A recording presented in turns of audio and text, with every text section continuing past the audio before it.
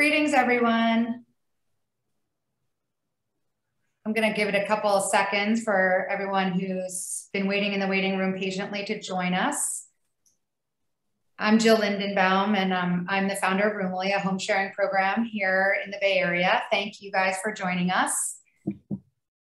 And there'll probably be a trickle of other people that are in the waiting room that will be admitted. So I'll give it just another 30 seconds or so. And then we can get started. In the meantime, I welcome you to say hello and in the chat. And if you're willing to, just tell us how you're feeling today with one word. It's always nice to kind of take a room check and let us know why you're here. Are you learning and interested in learning about home sharing for yourself or someone you provide care for? Or are you here professionally with a community organization? I'd love to see who's in the room with us. And I'll formally introduce myself again for anyone who missed it. I'm Jill Lindenbaum. I'm the founder of Roomily, a Bay Area home sharing program. I really appreciate everyone who's joined us today. I know we all have very busy lives and there's a lot of distraction out there as well. So I appreciate you choosing to spend some time here with us learning about home sharing. And today my co-presenter is Anna Marie Pluhar. And Anna Marie is an educator and an advocate for home sharing.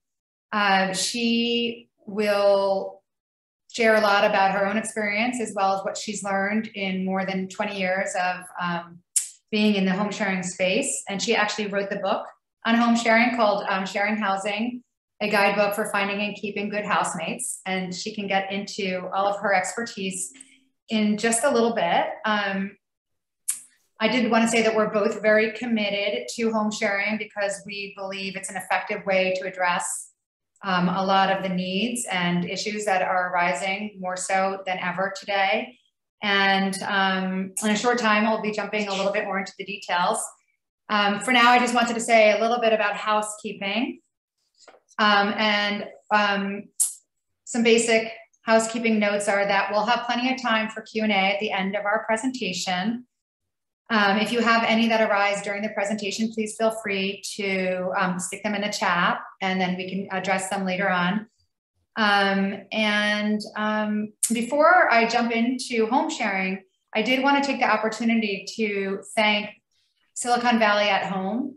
SV at Home, as they're known, is a nonprofit that works to help produce, preserve, and protect housing at all income levels, but especially affordable housing.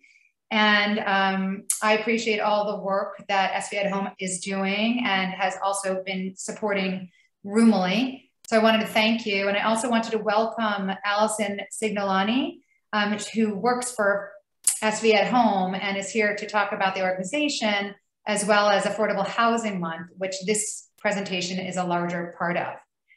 So welcome, Allison. Thanks so much, Jill, and I'll be brief. I want to make sure we're keeping the focus today on Roomily and the awesome work that you're doing. During May, SV at Home invites our region's housing partners to host dozens of workshops, webinars, and community engagement opportunities to educate, engage, and activate advocates and residents around the housing challenges that are facing our community and the solutions that we can pursue together to make things better. Our theme this year is reimagining homes, a great tie-in to Roomily. And we really invite participants to think outside the box and deepen your knowledge and shift the collective perspective on building and preserving equitable, inclusive, and restorative communities. So we are a bit of the way through the month, but we have lots of events left. So I'm just going to drop a quick link. If you'd like to see what else is on the calendar to participate in more great events this month, we invite you to do that. And I look forward, Jill, thank you to Anne Marie, to hearing more about Roomily. So thanks so much for having us. Thank you very much for all that you guys do. Appreciate you. So for anyone who missed the introduction, I'm Jill Lindenbaum, and I am going to start the sharing screening now. Let's see, maybe because I'm spotlighted, I cannot. Okay, here we go. Apologies, I thought I had, oh, here we go. Okay, so I will officially start the presentation now and kind of bring us up to speed and kind of start with something that might be an odd place to jump in, but we're still in a housing crisis. And I say still because it's been decades now that we've had not enough supply of housing. And I think everybody who's here is aware of this problem, mainly because we read about it all the time and we're also personally affected by it. And we're really excited that so much new housing is finally being developed. But by all accounts, we're still millions of housing units short of meeting the demand. So as Allison just said, we need to get creative about how we think about housing, and that's where Roomily fits into the picture because it is more of an innovative housing solution. And to drive the housing crisis home, I did just want to mention a pretty dramatic fact or two.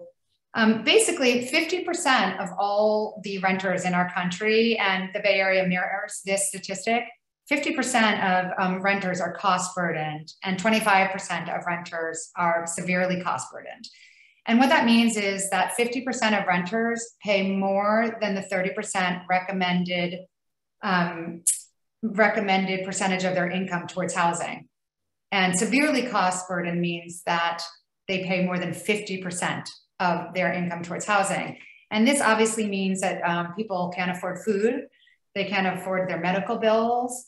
If they find themselves in a medical emergency, all of a sudden they no longer can pay their rent, and the issues compile, and often people that are even in a precarious housing situation find that because of housing insecurity, they are no longer housed. So there's a lot of issues.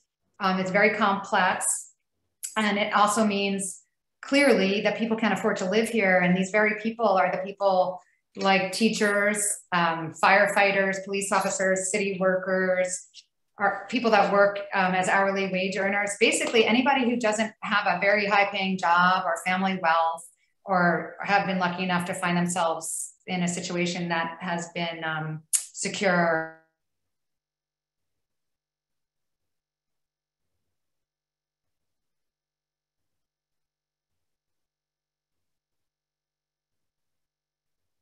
With that in mind, I wanted to bring up the fact that we're not just facing high rents.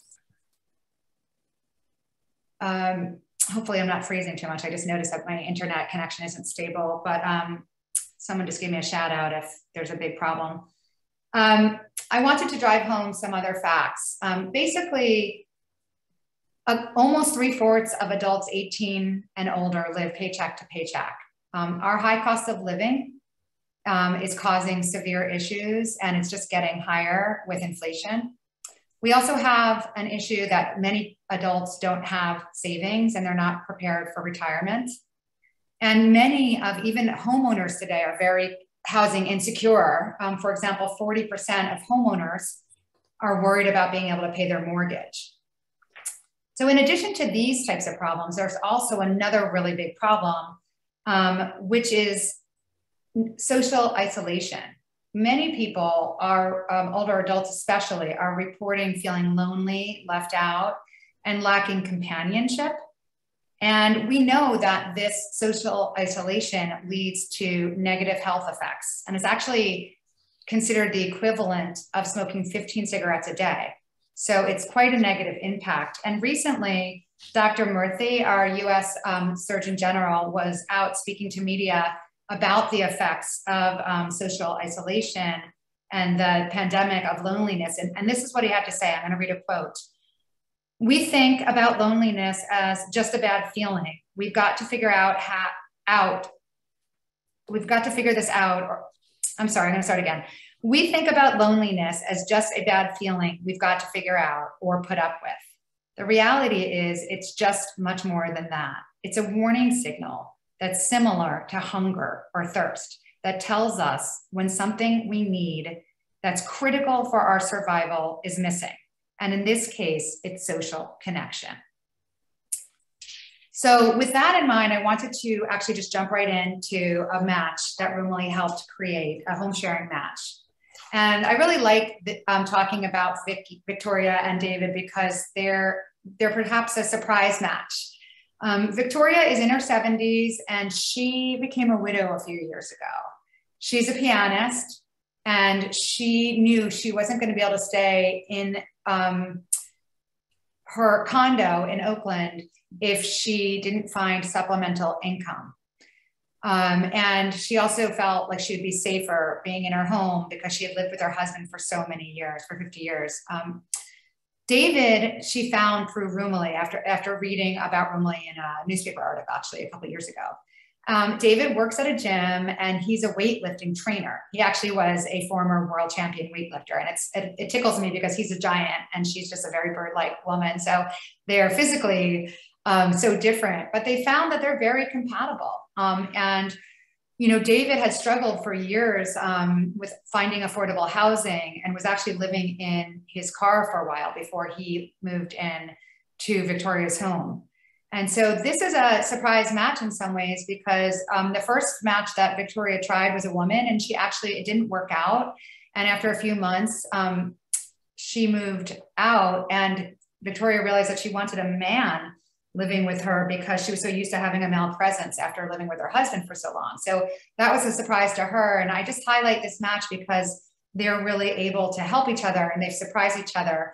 And Victoria actually had shared a sentiment with me that I also wanted to read to you, which is, I never thought that sharing part of my condo was something that was really good for me, but it is. When you find someone whose hours are compatible with yours and who is a compatible match, having another person around makes you a more relaxed person. I'm happier this way, even if I only see my lodger once a day. So beyond some of these kind of benefits that I drew out through this match, which just to recap for Victoria and other home providers, you know, she's gaining money so she can stay in her home and she's gaining some companionship. She feels better. And she's also being able to help someone out, which makes her feel good. On the renter side, obviously, David and other renters are saving money and they found a rental situation that is close to their place of work. So there's a lot of benefits that both the renter and the home provider receive. And on a larger level, environmentally, home sharing makes a lot of sense as well because we're leveraging available resources that we already have in our housing supply. And we're also able to reduce traffic, which is huge environmental benefit. And just by fact of having greater density in a home that already exists, we're leveraging electricity and water and other utilities that are already running to the homes. So that makes a lot of sense. And on the larger level, the community benefits because we're creating the very much needed employee housing and the worker housing that we need for our communities to work. And we're also supporting social economic diversity, which is a really important aspect of home sharing, bringing more affordable housing into the single family residence homes that we have today. And lastly, I wanted to end on the fact that before I turn it over to Anna Marie, that we have millions of spare rooms in our housing supply. And that's the good news because I feel very hopeful that more people will consider this arrangement. And in fact, according to an AARP study, 40% of older adults are interested in this type of arrangement. So I'm very hopeful that as we do our education and awareness work, more people will consider the benefits. And you know, with this in mind, I'm going to turn it now over to Anna Marie. And Anna Marie, I'll let you say a few words about yourself. And I also wanted to thank Anna Marie. I forgot last time, so I wanted to make sure I included it publicly for being such a huge advocate in this space and doing all the work she does and actually being able to show up today because she isn't feeling very well. So I just wanted to say a huge thank you to Anna Marie and turn it over to you. Thank you so much. And yeah, I am I am a case of not paying attention to wearing masks carefully, and I have COVID, so wear your masks. To Joan's question right over here, can a renter versus an owner provide a room for another? It depends on what the renter's lease is. So with that, I am going to start and say, hi. I got involved in all of this because I have lived in shared housing for more than half of my adult life, maybe plus 21 years. And the house on the left is the house that I bought on purpose to live in as shared housing. It was a 4-bedroom house, and I had 2 housemates in it for 10 years. And while I was living in that house, a friend was complaining about her finances. And I said, well, you have an asset, use it. And she said, what are you talking about? And I said, rent a room in your house. And she did something like, I don't know how to do that. And I did something like, well, I do. And she went, oh yeah, you do. Will you coach me? And that led to the idea about writing a book, realizing that I had created a model that made me feel safe, that was fast and effective. And that is what I have documented in the book, Sharing Housing, a guidebook for finding and keeping good housemates. That book came out in 2011. It is 11 years later.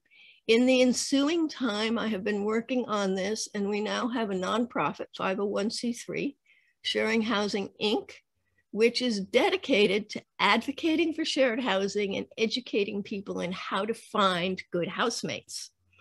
And part of my advocacy is being here and talking to you all. Next slide, please. So what is it I want to see happen? I would love to see people have home mates. This is a relationship with a person whom you like and respect, whose way of living at home is compatible enough that everybody is comfortable. And all of those pieces are important. And one of the things that I think is true is that no adult wants to have a roommate. Roommate are for camp and for college, maybe for conferences. I had a roommate a couple of weeks ago in a hotel room. But when people start living together, they are housemates. And my hope is that they mature into this relationship I call homemate, which is utterly different than any other kind of relationship you can have.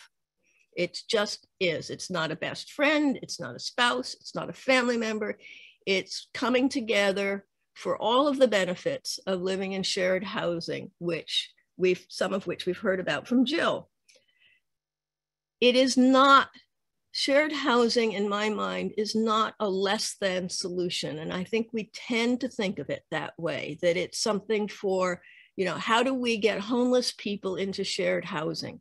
How do we help people who are really struggling at the lower end of the economic scale? That's great. But I also think it's for middle-class people, many of whom have way too much house and are lonely. So I think shared housing can be a win-win, and that's part of what I'm here to tell you. Next slide, please. So Moira is a home sharer, but I didn't know that when I started talking to her. I was totally expecting to have her sort of go, oh, I would never consider that. On the contrary, turns out that she shared her 1-bedroom apartment in Paris with a younger woman, and they became homemates over a 4-year period of getting to know each other and becoming good friends. And in fact, towards the end of the young woman's stay, Moira told me she developed a relationship, and she was seeing her guy, they were going to get married, and then she got pregnant. And Moira said, for the first time in my life, because she'd never had kids, I was near somebody who was going through that experience. I felt so grateful to be able to be part of her life. Homemates. Next page, please. So one of the benefits I talk about is this thing I call whole person health. And what that means to me is that I believe that we exist to give and to receive on a daily basis. And when we live with others, we have a dance of giving and receiving that happens all the time. We don't even notice it. But when we're by ourselves and we don't get to have that kind of back and forth reciprocity, I think our souls shrivel up. I think it hurts. So I think that people having homemates is a way to have a kind of health that is very much missing in our society. Next slide. Because we used to live like this in tribes of 50 to 200 people. We lived like this for millennia. We saw people constantly, every day, part of the warp and woof of our lives. And it turns out that our brains are wired to be connected. We're very clear on this. The science says it. Jill just said it. People who are lonely hurt, and that hurt is a plea to do something about it. But we have a very difficult society. How do you find somebody to be with when you decide to be, when you realize you're lonely? I think that if we live with each other, we've got that kind of company. But what happened to us in our society is that we have developed into an expectation that if I'm single, then I live by myself. And I mean, some of the stats are such amazing. In my local town nearby, I'm in Vermont, by the way, they just did a housing study. And the housing study found that of the seniors who were, of seniors over 65, get this, 95% are living alone. 95%. Wow. It's shocking. And I can tell you, I know some of them by name. Did they ever consider thinking of doing something different? No, because we have developed this idea that we have to be self-reliant. We are the, you know, the Marlboro man who takes care of himself, or the feminist who takes care of herself. And it's clearly not good for us.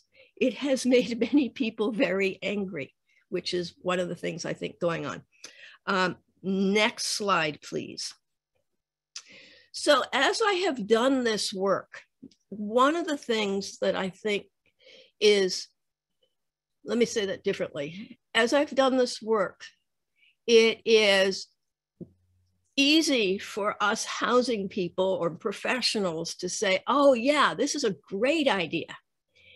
And it's often easy to find people who are willing to, who don't have homes, who are looking for shared housing. The problem comes about, how do we get the people who have housing to open up their houses, and I'd say their hearts, to the idea that they might share? So I discovered this model, which has its core some behavioral change model. And I find it helpful, and I'm sharing it with you because I hope you find it helpful. When there is behavior change, when you need paradigm shift, the first stage is what's called pre-contemplation. And that is the stage of literally never having thought about it. You've never considered the possibility that you don't have to live alone. Although these days, more people are doing that. And I think that might be a COVID, an outgrowth of the social isolation and distancing that we've been doing for 2 years. So from pre-contemplation, a person might go to the next step, which is contemplation. But the thing that happens in contemplation is that what the person sees the losses more than the gains. They're ambivalent. And I experience this by hearing these objections. Go to the next slide, please. These are the things I hear from people. I couldn't possibly share housing. I'm too messy. I'm too neat. I don't want to give up my privacy. I don't want anybody to know. I need the space for, etc. I think of these as being those contemplative, oh, it's too risky. I couldn't possibly do that. And then what I'm hoping is that if we can respond to some of these, and next slide, please, we can help them get to explore what the possibilities might be for them. And so one of the ways to get the change is to help people start seeing what the benefits might be.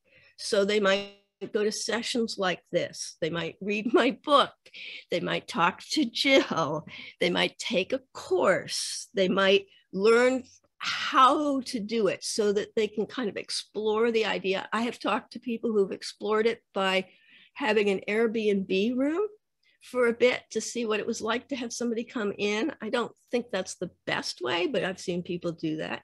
I've seen people explore it by having somebody come in temporarily for 6 weeks. And they know they're going to leave at the end of the 6 weeks. And that way, people can start figuring out whether or not shared housing is something for them. So we're really focused in this exploration space to help people start thinking about it. Because what's the next spaces? Places. From exploration comes action. And action is actually meeting somebody, saying, yes, let's live together, start doing home sharing, which I'm calling maintenance. And then home sharing tends, at some point it ends. It may end in 15 years, it may end in 6 months, but at some point it ends. And what we've seen is that once people start home sharing, they continue to do it. So you don't have the pre-contemplation, contemplation, exploration stages anymore. You go back to action. And so that's a model that helps me think about how we have to do this work. Next slide, please.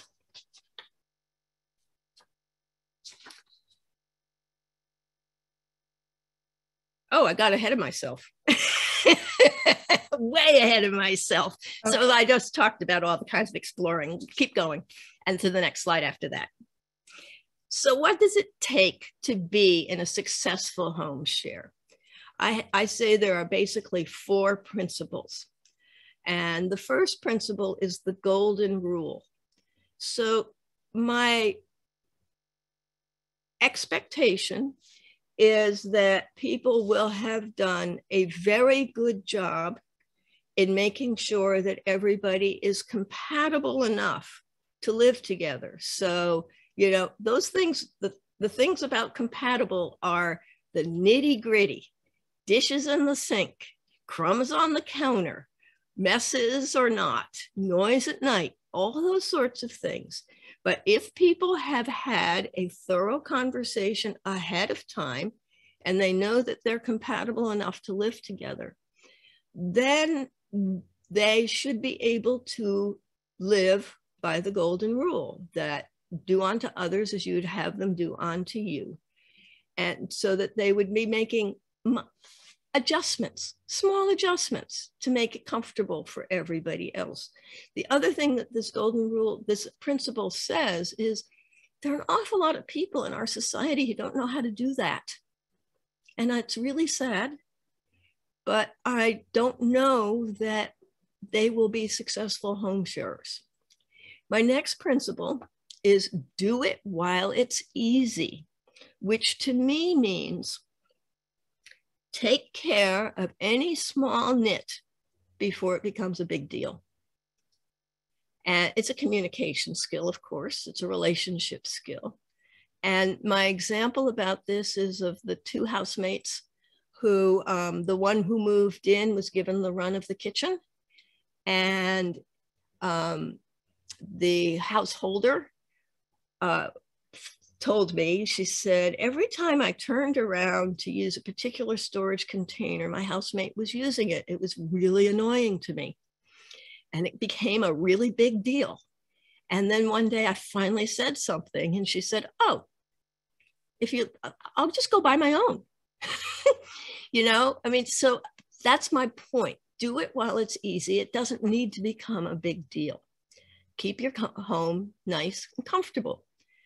Third principle, your room is your own. Always, always, always. There's no reason why anybody should ever be in your room without your invitation. And that's the way you address the issue of privacy, okay? And my last item was given to me by a guy, Chris, who ended up living with me for 4 years. When at the end of the interview, he looked at me and said, and we have an incest taboo, right? And I was so shocked. We weren't both in our 30s. And I said, yes. And it turned out to be really, really helpful because we got very close over those 4 years. We learned a lot about each other's family. And I might've gotten confused about where we were.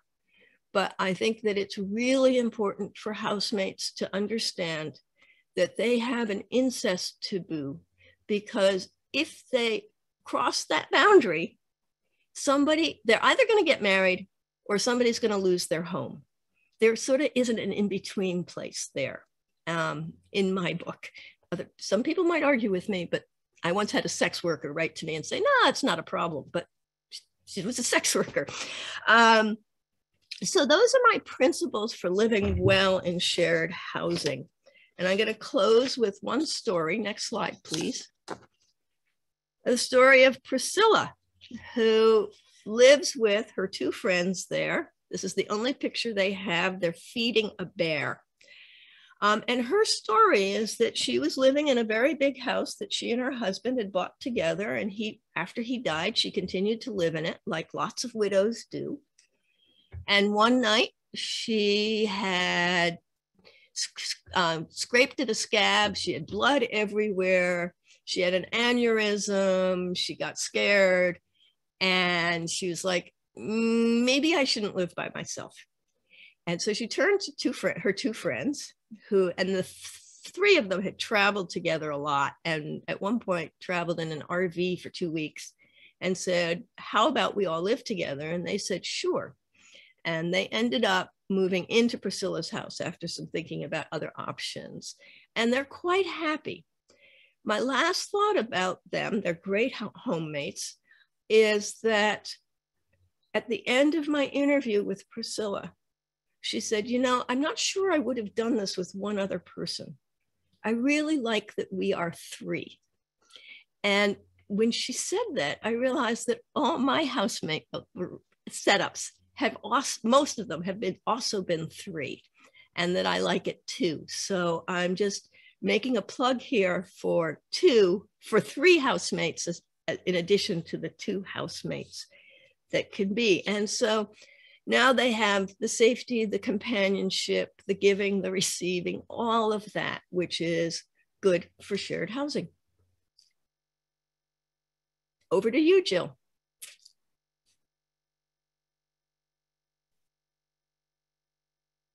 Are you muted? Thank you so much. I was muted, yeah.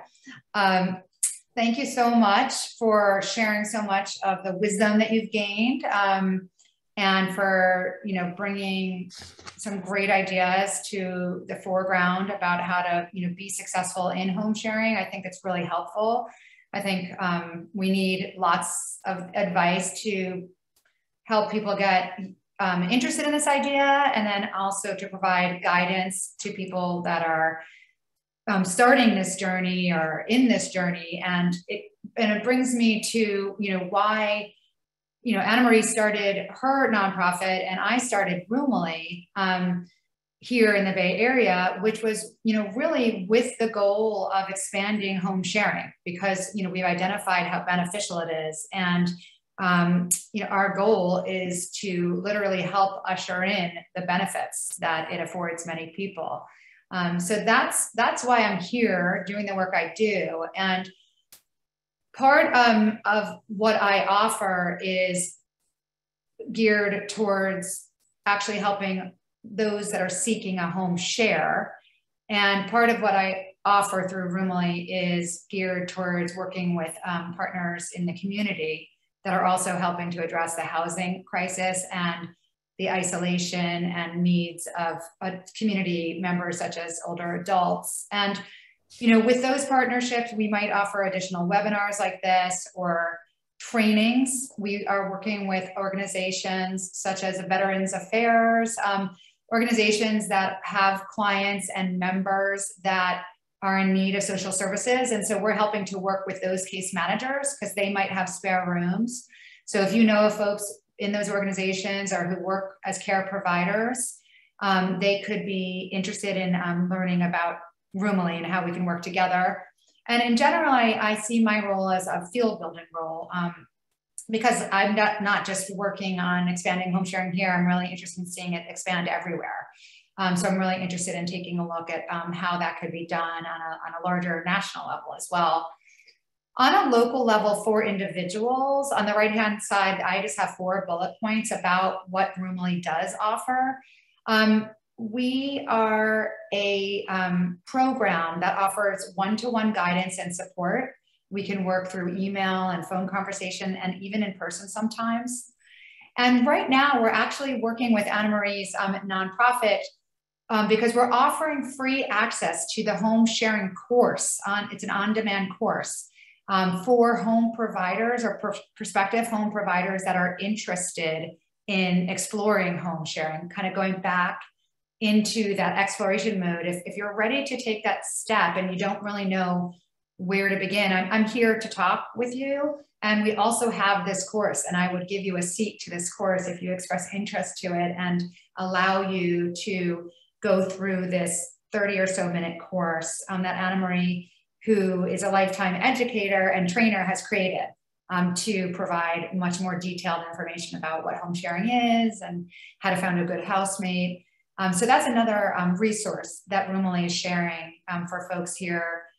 And then we also actually offer a housemate matching platform, and we can also offer referrals to other services if needed. For example, if you have a home with a spare bedroom, but there's a ton of clutter in it, or piles of books and your stationary bike that you haven't used in 20 years, then there could be services in the community that could help declutter that and put stuff in storage for you or get rid of it for you. So we can also offer services that might support a home sharing arrangement. But I wanted to take a few minutes to kind of get into the actual process of what the Housemate Match program offers, since a lot of people are interested in that. And we've broken it down into 6 steps, more or less. For people that are interested in learning more, they can come to Roomily website, which is www.goroomily.com. And I can, I'll end the slides with this, with my URL, and perhaps Siggy, if you could put that URL and our website in the chat, that would be great. We're basically testing an online housemate matching environment because we're really interested in seeing how this can scale. And if people can do a lot of this themselves by utilizing technology, then there's capacity to really tap into all the spare bedrooms out there. So we've entered into a partnership with Silver Nest, and in a little bit I'll show you what that what some of those screens look like. But with Silver Nest, you would be allowed to create your profile, and if you're a home provider, a listing online. It looks a lot like Airbnb. And then both the seeker and the home provider can search the Silver Nest database, if you will, and start looking around to see if there's a compatible housemate that they might be interested in connecting with safely. They can communicate online through Silver Nest. And then if they find that there's somebody that they're interested in continuing a conversation with, they can set up interviews offline. They can do video tours of their home or in real life tours of their home. And Roomily will be available to provide guidance through this whole process. So it'll be online with Silver Nest, and then Roomily is guiding them through this process as well. Part of the process is that an ID verification and criminal background check will be completed. And we're offering that for addressing more security components. Getting back to one of the things that Anne Marie mentioned is, how are more people going to become more interested and be able to consider if home sharing is appropriate for them? And we've identified over the years that trust and safety are obviously a huge concern. And we've therefore made the criminal background and ID verification process a requirement in Roomily program. And we are also, we also believe that by working with trusted partners in our community, we can foster a deeper level of trust, because when people can identify that we're working hand in hand with school districts or local faith-based organizations, churches, mosques, synagogues, then we are also developing a greater sense of community and trust. And that's one of our goals as well. But getting back to this process, after a background check is completed, we ask that all participants review and together and agree to a home sharing agreement, which would be signed and sent back to Roomily. And in that way, we understand that a match is actually coming together. It also includes a lot of the information that Anna Marie talked about that's really, we believe, necessary to support a successful match before moving in together, and going over the details, whether or not certain people are responsible for certain chores, or how tidy you like to keep it, or the quiet hours you need to keep. All of these types of details are part of the home sharing agreement. And so going over that together is really essential. And then once that's completed, then the match is actually ready to move in, and we are here to provide ongoing support as needed. Roomily provides check-ins and is here to answer questions as they arise, or issues if there are issues.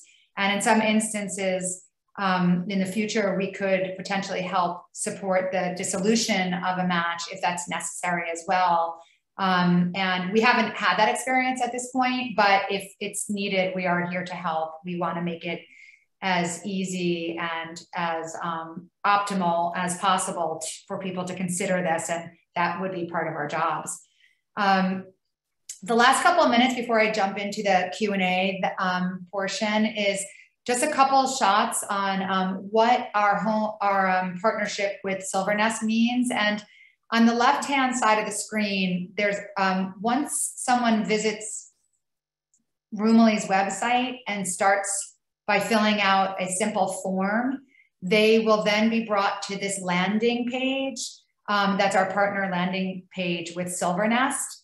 And from there, they're actually going to start by creating an account and a listing, a profile and or a listing if they're a home provider. And that's the second image. Everyone will create a profile, and obviously just the home providers will create a listing. And then you can see that there's a small button on the screen that says message. So that's how you can start communicating with a potential home sharer. And you can do that safely and anonymously until you're ready and it sounds like it might be a good match. And then you can exchange email or phone numbers to get started if you want to talk to each other offline.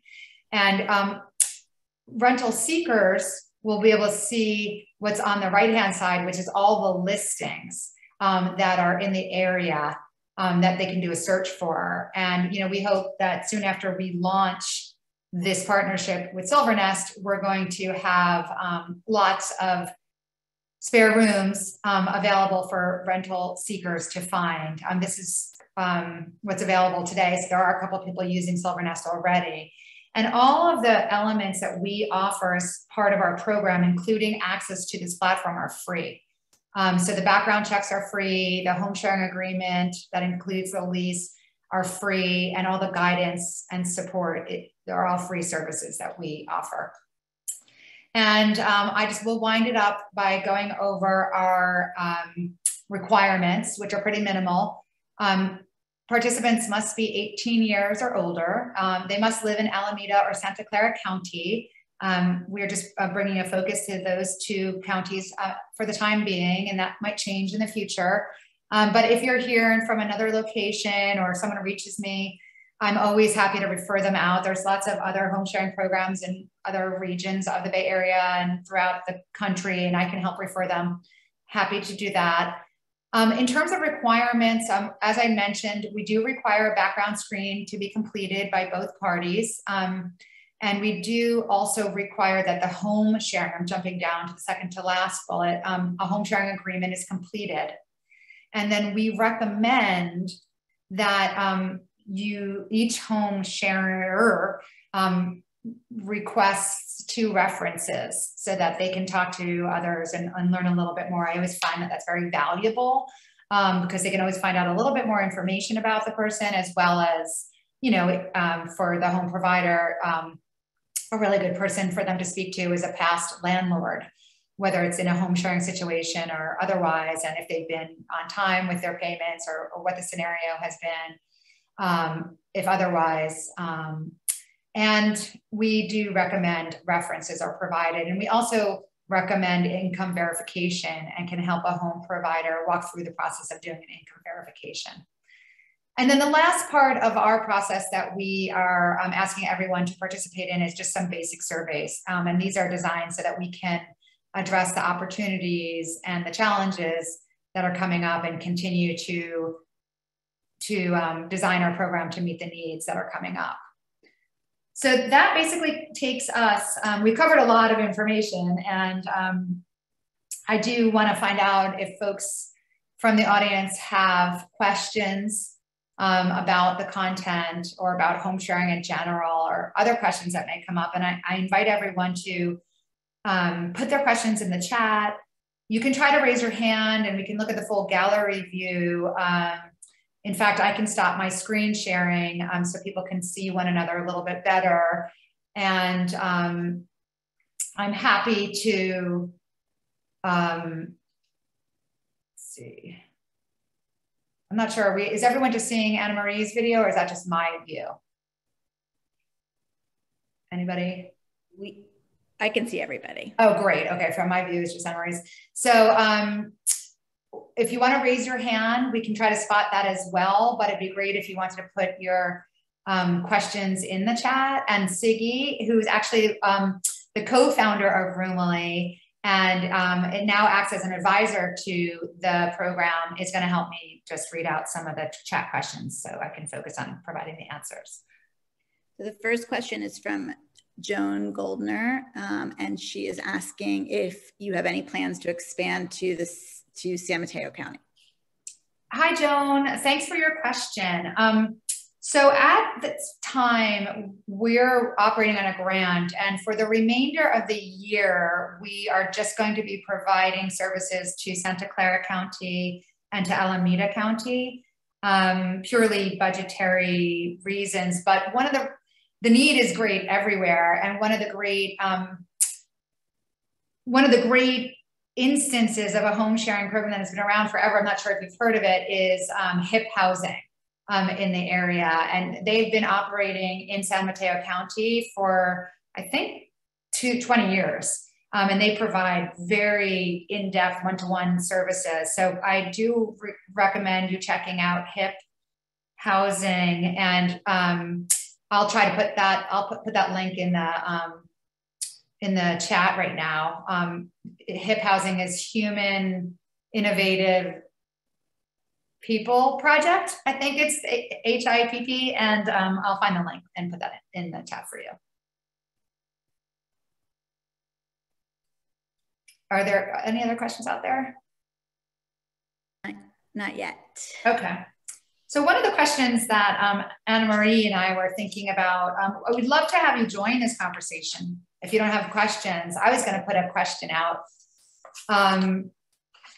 I can answer Monica's question that I saw pop up. And while I answer Monica's question, I can just share I can invite with you, and you can think about if you want to join the conversation or not. I'd love to hear, like, what is your biggest takeaway from all the content that we shared today? Because I think I would love to learn from you, you know, what all this has led you to think about. And I think Anna Marie has a similar kind of question. But to specifically answer Monica's, I see Anna Marie did answer her question, but for those that aren't reading the chat, I'll just verbally say Anna Marie's book is called Sharing it is called Sharing Housing, and the Sharing Housing 101 course that she's referring to, it covers a lot of the same territory. And Anna Marie, I can let you address any of the differences if you want to. Just unmute yourself if you would. Yeah, so the course, the video course, Sharing Housing 101, actually grew out of a course that I've been teaching over the last 6 years, I guess. 4 sessions, I called it Discovering Shared Housing. I think, Jill, you took it once upon a time way back. And people invariably said, I can't make it at that time. So what we did was we raised some money to put the course online, to put that content online. So it is like the book, but not exactly the book. Yeah. And also, so just to give you a little bit of detail, you can watch it at your own time is what Anna Marie's kind of saying. It's about, there's little, Anna Marie, how many segments are there again? Do you recall? I think there are 11, or it might be 12, that including an introduction and a conclusion. The time it takes to watch it all is less than 45 minutes. As one of my board members said, it's dense. So you can go back and watch it as many times as you want. And there are handouts and worksheets to use along with it. And the idea is that by the time you finish the course, you know what you need to pay attention to be able to effectively interview and screen somebody that you know you can live with.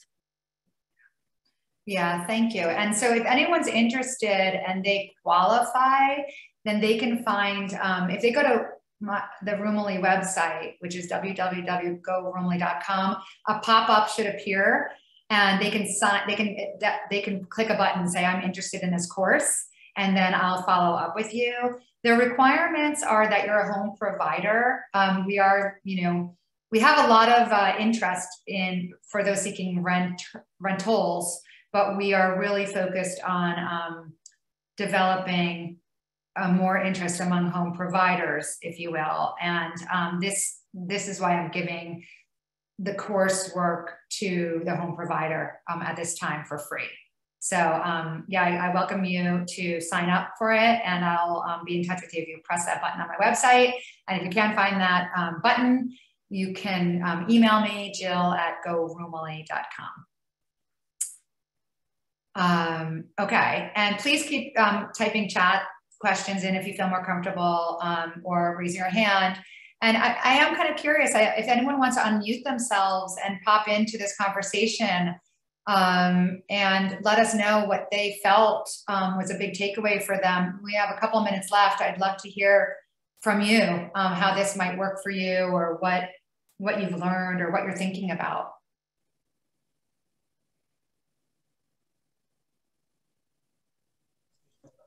Hi, I'm Lisa, and I work with senior citizens. And one of our challenges right now is seniors who lived and worked in the Bay Area most of their life and are now receiving Social Security and or maybe a small pension and cannot afford their own space any longer and are moving around from hotels to family and friends and very unhappy. And I heard what Anna Marie said about this is not a site for homeless people. Well, there are many, it's the fastest growing homeless population right now.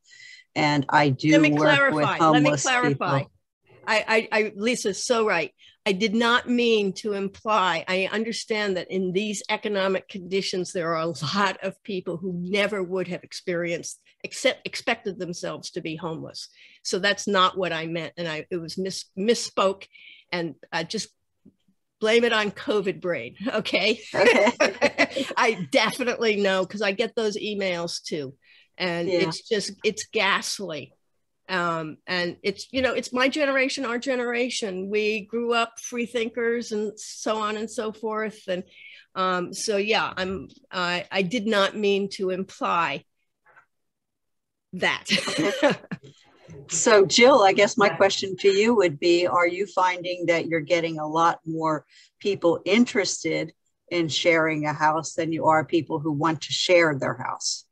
Yes, always. Yeah, there's a big demand and for renters, and there's always the numbers fluctuate in terms of the ratio, but there's a much greater demand for the housing. So quite honestly, my work, my time is spent really trying to figure out how to bring the home providers in. And that's, for example, why, I'm working with senior organizations that have seniors that need housing, but I'm also really interested in developing relationships with senior organizations of people who have housing and have the rooms, but need the companionship, or they need the help in the home. According to AARP, 90% of seniors today want to age in place. Yet, because they're living alone, like as Anna Marie had mentioned, they're not really set up to do that. And so when they can kind of get around the headspace that someone in their home will benefit them, they'll bring in the heavy dog food bag, they'll change the light bulb, and they'll just be there feeling safer, then more people are thinking about it. And so, for example, I worked with a veteran, and the veteran found me through his case manager. He's in his 80s, and he just felt he had lost his wife unexpectedly. He was 10 years younger than him. And he said, he just wasn't comfortable living by himself at that age. And, he was pretty sedentary, and he was relatively healthy, not that healthy. And he actually made his room available for like $400 a month to just help pay utilities and cover some other basic expenses. But he, was able to keep the rent low. So those are like really wonderful possibilities. I'm really interested in working with organizations like the Veterans Affairs that could, or, senior organizations like Avenidas down on the peninsula in Palo Alto that support seniors and that might have this need. So that's how we're doing it. Thank you. And my second question is there a fee involved with signing up to your organization? At this point, no. We're grant supported and all the services are free. Excellent. So glad to hear about it. Yeah. Thank you. Let's talk again, Lisa. Thank you. Mm-hmm. Bill, do you see a couple of new questions came in? Fran says that her biggest takeaway, I think I am nearly ready to do this. I'm most concerned about how to end the house sharing if it isn't working, or if I simply don't want to do it anymore. It's a great question. And I'll take a stab at it. I am noticing that we have about a minute left, so I will be respectful of time and try to wrap it up after this question. And I can respond to the chat questions in a follow-up. I can also stay late for anyone who wants to just stick around, and I can address the question. But to address the question, a lot of the work needs to be done up front. And if you're allowing someone to move into your house and you've done the homework of really getting to know the person beforehand, then in most cases, when it's not working out, both people are able to recognize that it's not working out and that it's better off for everyone if they agree to dissolve the match. If that actually doesn't seem to be the case, and as I had mentioned, I can help support it. And there's actually a process to go through to have, a lodger removed from your house that the larger community will be behind and support you. But you won't be, alone throughout this process. And quite honestly, we've never had an experience in which this has happened. It's not to say it couldn't happen, because there are experiences out there, but we feel that if you do the right process on the front end, then you won't be in this situation. So with that, I do want to, was there a follow-up question to that? Oh, I'll hang on, Jill. It's Fran Weiss. I just had another point to that. Okay, yeah, I'm happy to address that. I do want to say thank you to everyone that's joined us today and spent a little time learning about home sharing. We really appreciate it. Anna Marie, we really appreciate you showing up. in this space, especially where you're not feeling great. So thank you so much. And thank you everyone. Siggy, thank you for helping run the show. And if you guys, anyone want to stick around, I'm free afterwards, so I can help answer questions. Thanks, Jill. It's Fran again. My real question is, I would be more than happy to try this sooner rather than later if it's not a matter of conflict or anything. It's more a matter of what if I just didn't like it? I didn't like the experience of having someone in the house. Oh, okay. Yeah. Yeah. Thank you. Okay. I'll follow up with it. I'll follow up with you. And I can speak a little bit about it, but we can also talk offline. Okay. You can potentially ask the person to trial it with you. And that's a way to enter into this. And you could say, I'm interested in having, I think, a 2-month trial is sort of a great way to enter into it, where if it's just not feeling for you, it's going to come to an end. And if you agree to that beforehand, you can put that into the home sharing agreement. That's perfect. Yeah, that helps a lot. Okay, thank you so much. I'd love to follow up with you if that's okay. Okay, thank you. Thank you, Fran. Yeah, bye-bye. Is there anybody else that has a question that stuck around? Yes, I do, Jill. This is Joan Goldner from Seniors at Home. Seniors at Home is a division of Jewish Family and Children's Services throughout the Bay Area, and we do work with many low-income seniors, some of which are homeless, as well as other seniors who aren't, and they do experience the loneliness, that you are very correct in saying is a plague right now.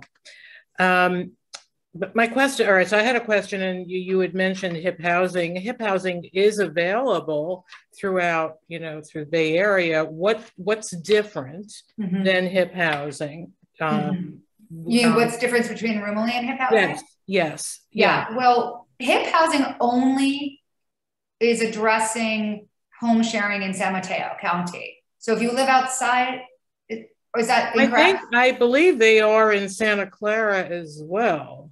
But I mean, I understand why, you would be. Yeah, as far as I know, they're not, because Catholic Charities brought a home sharing program online a couple of years ago. And in fact, Roomily partnered with them to bring some of it online and run the platform for them. And Catholic Charities did that because HIP housing wasn't doing it in Santa Clara County. And now Catholic Charities closed their program because once COVID hit, they really allocated all their resources towards that.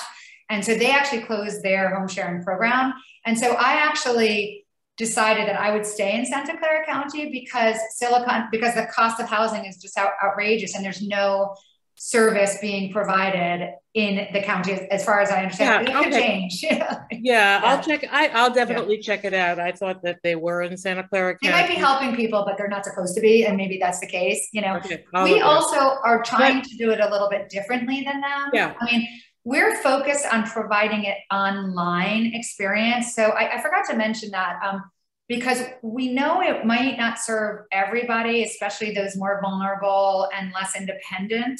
But that's why we're trying to see, because we know that there's so many spare rooms in the housing supply, that if more people who are independent enough and can navigate an online system, then maybe the ease and convenience of that will help mainstream this a little bit more. But we are also helping people offline. So ideally, I would be training care providers and case managers how to join Roomily on behalf of their clients. Okay. And I'd be happy to do like a training for your organization, so that they could all then bring in their clients, your clients. Okay. Yeah. All right. I'll discuss this offline with you. Okay. I want to check it out with my, care managers. Sure. Yeah. Okay. I'd be happy to have a meeting with you guys if you're interested in learning more, and we can talk details. That's great. All right. Thank you. Thank you for joining. Thank you for the program. Thank you. Is anybody else still online with a question?